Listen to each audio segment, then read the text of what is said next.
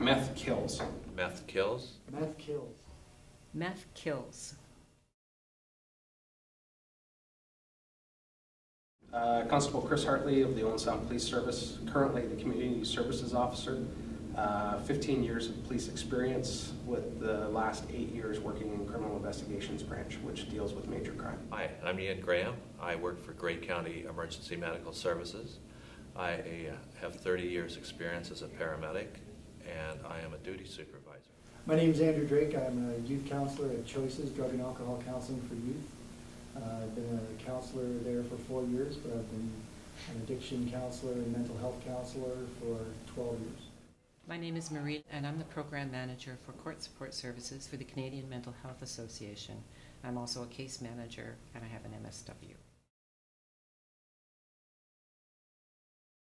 Meth is probably one of the most horrible drugs that I have run into.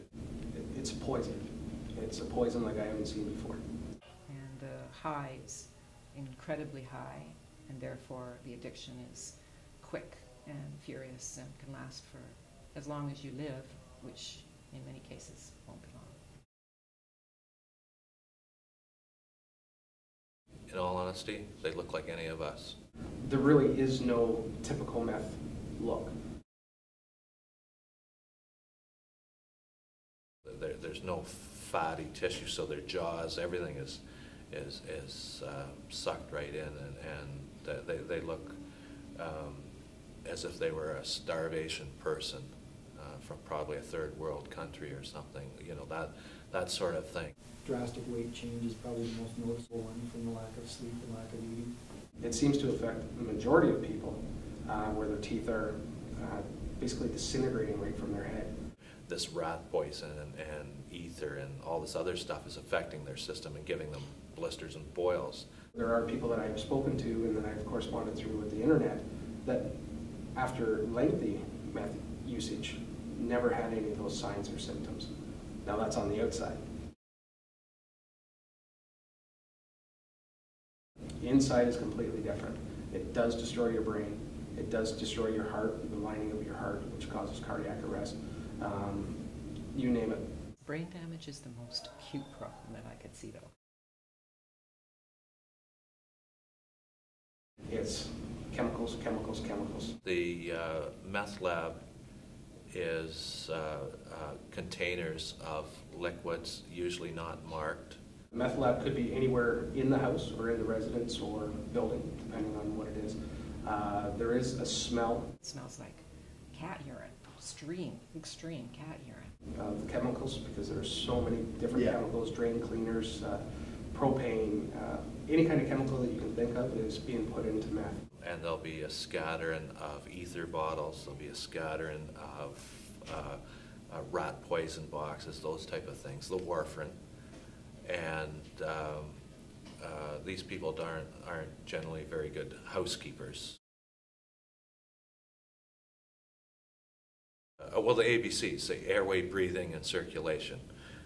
Make sure that they're breathing fine, so we would quite likely have to give them oxygen and some sort of oxygen therapy. Generally, when we see people, they're not currently using, or they've used maybe the day before. When we're able to, we do practical things for them. They may need housing.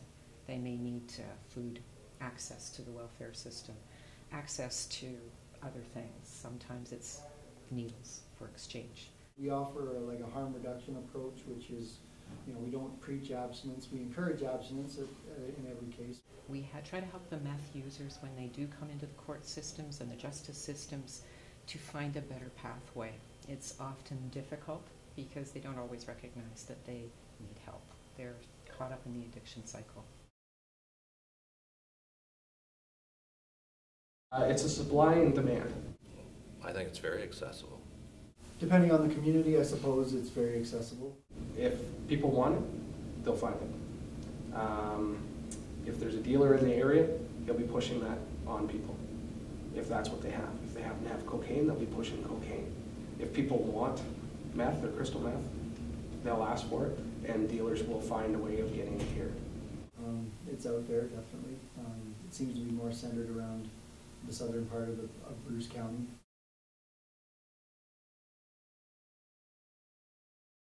The best place is the hospital. The hospital or an addiction treatment center, depending on the community that they live in. Choices is a program for youth under the age of 21. We meet one-on-one with young people in the community. We have an ID clinic at the Canadian Mental Health Association.